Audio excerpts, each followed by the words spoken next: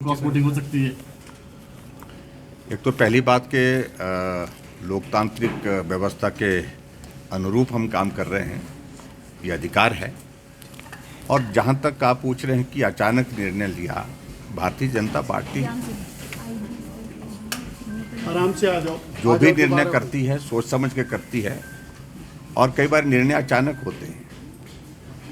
और दूसरी बात, जहां तक हमारे कैंडिडेट के संदर्भ में है, हर्ष महाजन जी हमारे पुराने साथी हैं, इनका बहुत एक लंबा अनुभव है और उस दृष्टि से राजनीतिक क्षेत्र में काम करने के लिए सहयोग और समर्थन से किस प्रकार से हम आगे बढ़ सकते हैं, उसमें हम सब लोग इकट्ठा होकर के काम कर रहे हैं।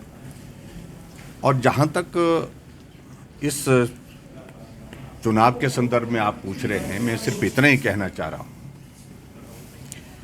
कि भारतीय जनता पार्टी ने हर्ष महाजन जी के रूप में जो कैंडिडेट हमने राज्यसभा के लिए यहाँ पर जिनका नॉमिनेशन अभी हुआ है, सोच समझ करके निर्णय किया है।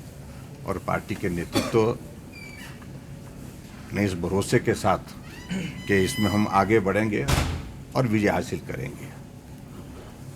और जहां तक रही कांग्रेस के कैंडिडेट के संदर्भ में, मैं सिर्फ इतना ही कहना चाह रहा हूं कि विचित्र परिस्थिति है। हिमाचल प्रदेश में कांग्रेस पार्टी की सरकार ने तय किया कि वाटर सेस हम लगाएंगे, और वाटर सेस लगाने के उस निर्णय के खिलाफ जो कंपनियां कोर्ट में गई हैं, उसके वकील राज्यसभा के कैंडिडेट बने हुए हैं। और कितना विरोधाभास है ये। और इसमें पहले तो मुझे लगता है कि मुख्यमंत्री को अपनी परिस्थिति स्पष्ट करनी चाहिए कि पार्टी हाईकमान ने इस प्रकार का जो निर्णय लेकर के, जिस मुद्दे को लेकर के वो हमेशा सदन के अंदर सदन के बाहर बोलते रहे हैं, वाटर सेस के इशू को लेकर के, उसमें सबसे पहले उनको आज इस बात को स्पष्ट करना चाहिए कि वो ठीक है या जो उनके राज्यसभा के कैंडिडेट हैं वो ठीक है।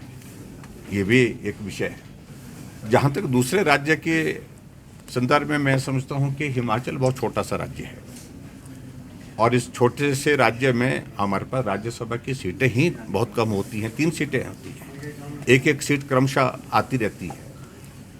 और इस सिलसिले में हिमाचल प्रदेश के अनेकों